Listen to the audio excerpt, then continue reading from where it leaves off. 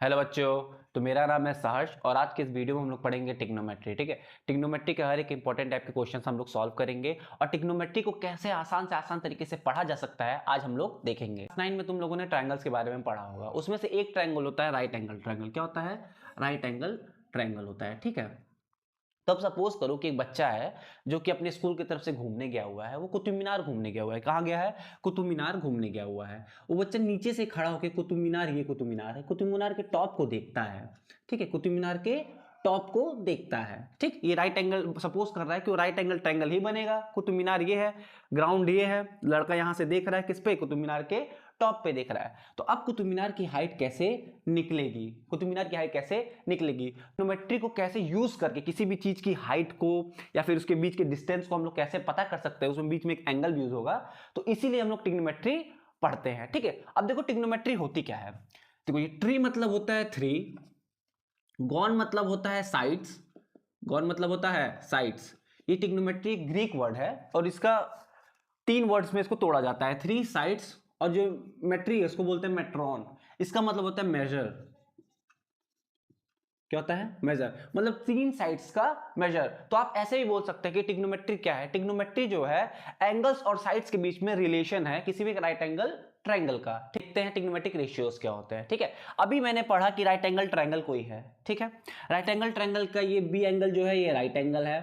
तो यहाँ पे एक बंदा बैठा हुआ है जो कि एक कुतुब मीनार के टॉप को देख रहा है। तो हाइट कैसे निकलेगी और बेस कैसे निकलेगा? तो इसके लिए देखो, एक राइट एंगल ट्रायंगल कोई है तो यहाँ ये एंगल है। ठीक है, तो ये जो बनेगा ये बेस होगा। उसके सामने वाले जो साइड होगी, साइड अपोजिट टू एंगल है, इसको हम लोग क्या बोलेंगे? परपेंडिकुलर बोलेंगे। अगर ये एंगल ना देके ये एंगल देगा तो परपेंडिकुलर ये हो जाएगा। क्लियर है?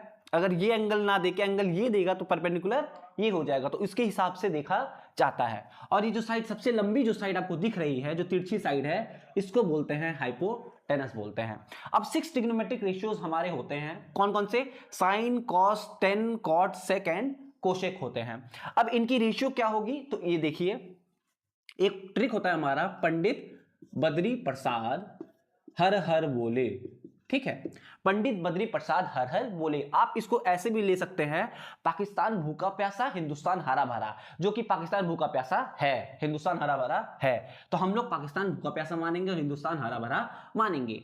अब ये जो साइड है इसको बोलते हैं साइन, इसको बोलते हैं कॉस एंड इसे बोलते हैं टेन। तो साइन क्या होगा? पी बाई एच होगा। क्या होगा? पी बाई एच होगा। कॉस क्या होगा? बी बाई एच होगा। और ये क्या होगा? पी बाई बी होगा। सॉरी, पी बाई बी होगा। और कॉट क्या होगा? कॉट जस्ट टेन का उल्टा होता है, तो बी बाई पी होगा। और सेक क्या होगा? सेक कॉस का जस्ट उल्टा होता है, एच बाई बी होगा। और कोसेक क्या होगा? इसका जस्ट उल्टा होगा, साइन का। ठीक है, एच बाई पी होगा। तो क्लियर हुआ? आपने समझा कि ट्रिग्नोमेट्रिक रेशियोज क्या होते हैं। पंडित बद्री प्रसाद हर हर बोले से मैं पता कर लूंगा कि साइन कॉस टेन कॉट का रेशियो क्या क्या होता है। अब देखो, ये परपेंडिकुलर है, ये हाइपोटेनस है, ये बेस है, ये हाइपोटेनस है, ये परपेंडिकुलर है, ये बेस है। आपको ये ट्रिग्नोमेट्रिक रेशियोज याद रखने हैं। जैसे कि हमने सारे रेशियोज को मान लिया। ठीक, अब ध्यान से देखो कि इसको ऐसे भी लिखा जा सकता है कि sine theta is equal to 1 upon cosec theta. अब ये कैसे हुआ बताइए भैया? ये कैसे आपने किया सर? भैया कैसे किया आपने? तो साइन क्या होता है? पी बाई एच होता है, 1 अपॉन कोसेक होता है। तो अब देखो, 1 अपॉन कोसेक क्या है? एच बाई पी है।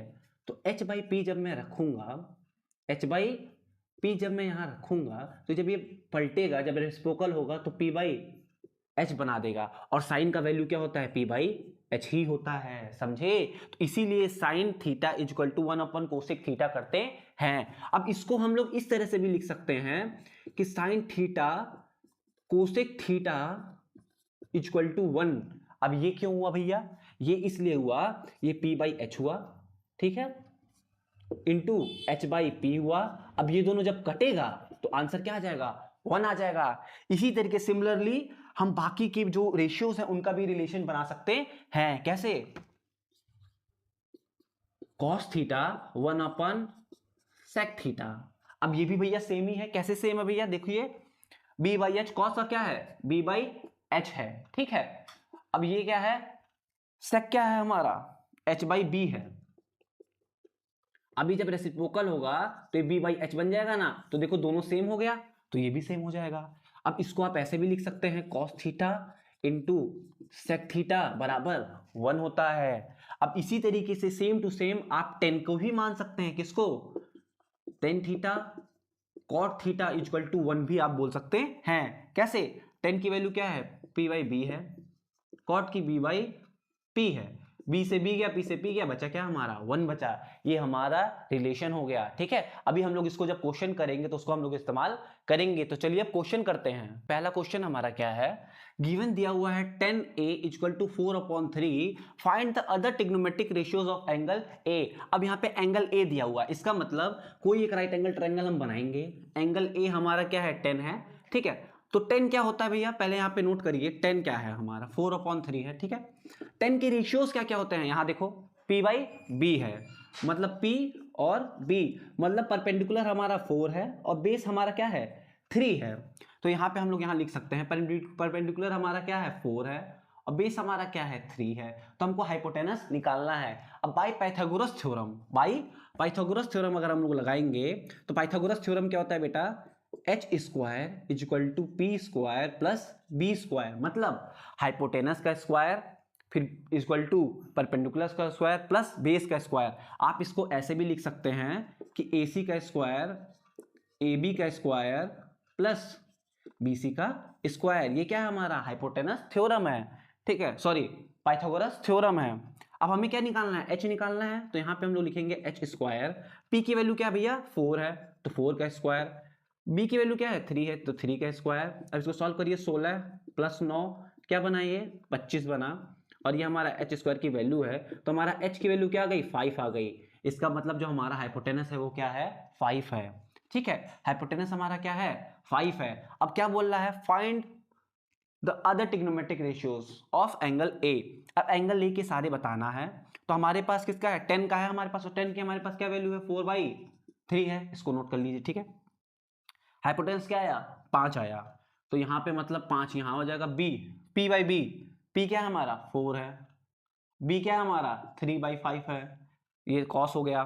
कॉट क्या होता है b बाई पी होता है, इसको जस्ट उल्टा कर दो। सेक क्या होता है h बाई बी होता है, तो h हमारा क्या है 5 है और b हमारा क्या है, b हमारा क्या भी हमने निकाला 3 है। समझ आ रहा है यहां तक। अब इसको देखो h बाई पी है तो h बाई पी हुआ। ये हमारा पहला क्वेश्चन था जिसमें हमें कोई एक ट्रिग्नोमेट्रिक रेशियो दिया जाएगा और उसके मदद से हमें बाकी ट्रिग्नोमेट्रिक रेशियोज निकालने पड़ेंगे, जो कि हमने निकाल दिया है। तो नेक्स्ट क्वेश्चन मैंने दिया है, ये थोड़ा सा मैंने एडवांस कर दिया। एडवांस मतलब कुछ चीजें मैंने ऐड कर दी हैं, जिससे कि आप नॉर्मल 6 रेशियो निकालना भी सीखेंगे और अगर कुछ एक्स्ट्रा आ गया तो आप उसको भी निकालना सीख सकेंगे। ठीक है, तो चलिए नेक्स्ट क्वेश्चन को अच्छे से करते हैं हम लोग। अब नेक्स्ट क्वेश्चन बाबू मेरा क्या कह रहा है, ध्यान से देखो, कॉट ए जो है हमारा 7/8 है। अब कॉट के रेशियोज क्या क्या होते हैं, यहां देखिए कॉट के रेशियोज क्या क्या होते हैं b by P. It means अगर कोई राइट एंगल ट्रायंगल है तो उसका जो बेस है वो क्या है 7 है, उसका जो परपेंडिकुलर है वो क्या है 8 है, और ये एंगल हम लोग a मानेंगे। क्लियर हो गया बात। ठीक है, हमें क्या निकालना है, हाइपोटेनस निकालना है। तो भैया हाइपोटेनस कैसे निकलता है, परपेंडिकुलर का स्क्वायर और बेस का स्क्वायर जब हम लोग करेंगे और इसको जब प्लस करेंगे तो हमारा क्या निकलेगा, हाइपोटेनस निकलेगा। ठीक है, अब इसको प्लस कीजिए अगर तो 3 1 हासिल, ये क्या हुआ 113, रूट में 113 आ रहा है हमारा जो इसका हाइपोटेनस है। ये जो हाइपोटेनस है हमारा ये क्या आ रहा है 113 आ रहा है। क्लियर हुआ बात। ठीक है, हमें पता चल गया इसका हाइपोटेनस ये है। तो अब हम 6 ट्रिग्नोमेट्रिक रेशियोज हम निकाल लेंगे, बिल्कुल निकाल लेंगे। कैसे निकाल लेंगे, p बाई एच, तो p हमारा क्या है भैया यहाँ पे 8 है और h क्या हमारा रूट 113 है। b by H, cos b by H होता है, तो b 7 रखो और रूट में 113 कर दो। क्लियर हुआ। 10 हमारा क्या होता है p बाई बी होता है, तो p हमारा 8 है और ये b हमारा क्या हुआ 7 हो गया। कॉट का जस्ट उल्टा करेंगे तो भी 10 हमारा आ जाता है। ठीक है, अब कॉट की वैल्यू तो पहले से हमारे पास है तो ये तो लिखना ही नहीं है, ये तो same to same as it is note कर दीजिए। और सेक क्या होता है, अभी जब मैंने आपको रिलेशंस पढ़ाए थे, रिलेशंस मैंने जब आपको बताए थे तो मैंने क्या बताया था कि कॉस का जस्ट उल्टा क्या होता है सेक होता है, कॉस का जस्ट उल्टा सेक होता है। तो कॉस भैया क्या लिखा हमने 7/√113। ठीक है, तो यहाँ क्या लिखेंगे रूट 113/7। अब साइन का उल्टा क्या होता है कोसेक होता है, साइन का उल्टा कोसेक होता है। तो साइन का जस्ट उल्टा कर दो भैया, बिल्कुल कर देंगे हम लोग। ये हमारे 6 ट्रिग्नोमेट्रिक रेशियोज क्लियर हो गया। इसको देखिए 1 प्लस साइन ए है, ठीक है, एक ब्रैकेट में, दूसरे ब्रैकेट में 1 माइनस साइन ए है, क्लियर हो गया। 1 प्लस कॉस ए है, फिर 1 माइनस कॉस ए है। यहां तक बातें समझ आ रही हैं आपको? अब देखिए ये क्या दिख रहा है ऊपर आपको, आपने क्लास 9 में पढ़ा होगा a प्लस बी और a माइनस बी, ये कोई फॉर्मूला होता है? बिल्कुल होता है। कैसा होता है? ए स्क्वायर माइनस बी स्क्वायर होता है, बिल्कुल सही पकड़ा आपने, ठीक है, a माइनस बी होगा। तो हम लोग यहाँ पे भी वही फॉर्मूला लगाएंगे, तो क्या लगाएंगे? a का स्क्वायर माइनस साइन a का स्क्वायर। वाह वाह वाह वाह, क्या बात है, हमारा क्वेश्चन तो भैया बड़ा आसानी से हो गया। क्लियर? समझ आया? अब देखो साइन क्या है और कॉस क्या है। तो साइन की वैल्यू क्या हुई? 1 माइनस 1 अपॉन 8 अपॉन 113 का स्क्वायर है, और इधर क्या हुआ? 1 माइनस कॉस की वैल्यू क्या है? 7 अपॉन √13 का स्क्वायर है। क्लियर हुआ यहां तक? अब देखो जब इसको हम लोग सॉल्व करेंगे तो 1 माइनस 8 का स्क्वायर क्या होता है? 64 होता है, और ये 113 बन जाएगा, और इधर क्या बनेगा?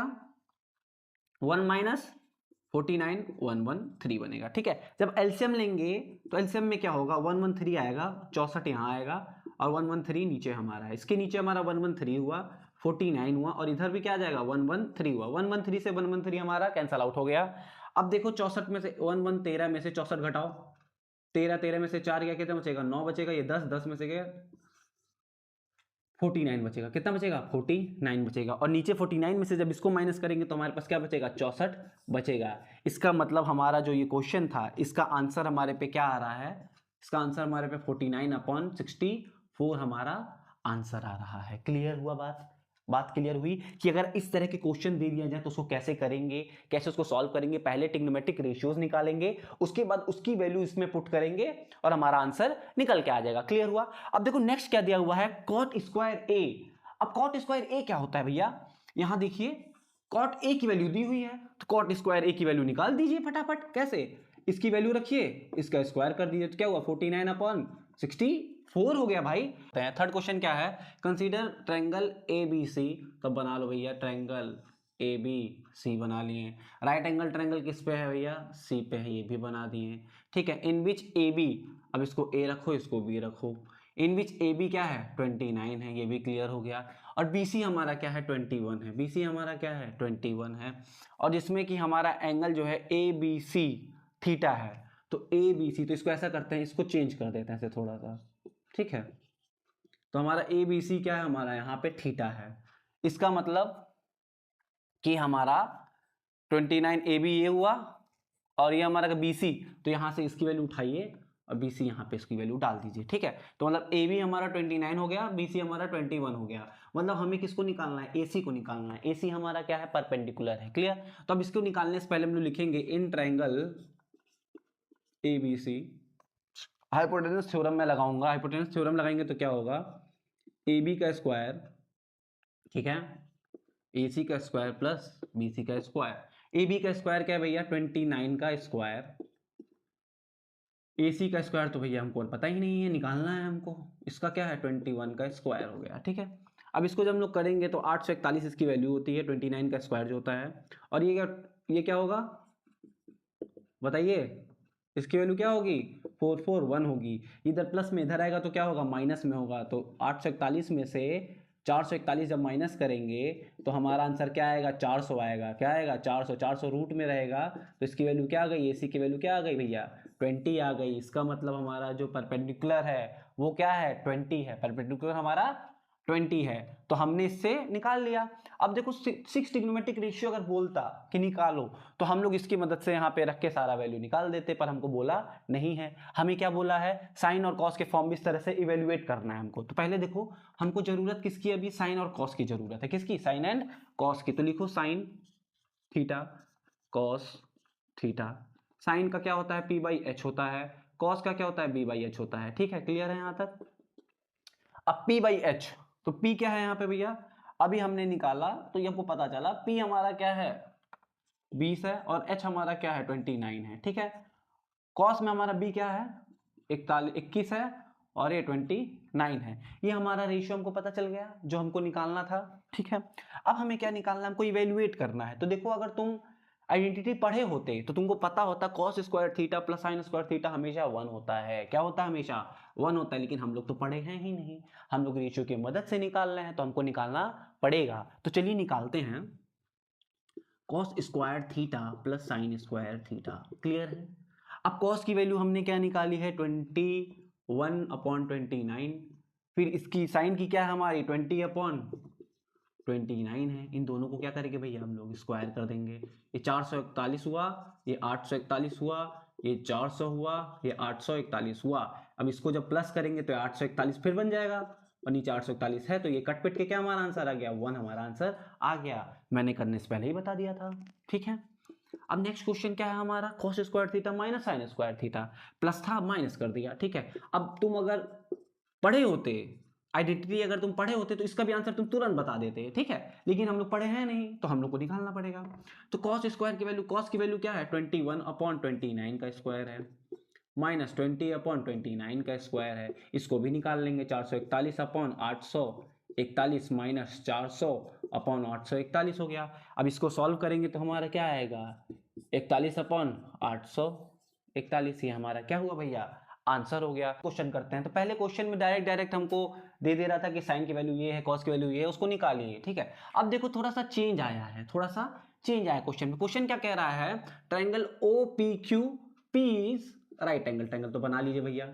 P हमारा क्या है, राइट एंगल ट्रायंगल, OPQ हमारा ये हमने मान लिया, क्लियर हुआ। अब देखो OP 7 है, OP क्या है, 7 है, और OQ माइनस OP 1 है हमारा। तो इसको लिखो जरा, यहाँ पे क्या लिखा है, OQ PQ इक्वल टू 1 है। हमको वैल्यू दी हुई है, हम नहीं निकाल सकते हैं भैया, हमसे नहीं होगा। तो ऐसा करते हैं, OQ को क्या मान लेते हैं, 1 प्लस PQ मान लेते हैं, क्लियर हुआ। तो OQ की वैल्यू, जो ये OQ है, इसकी वैल्यू क्या हो गई, 1 प्लस PQ हो गई, और PQ की वैल्यू तो PQ है ही, ठीक है।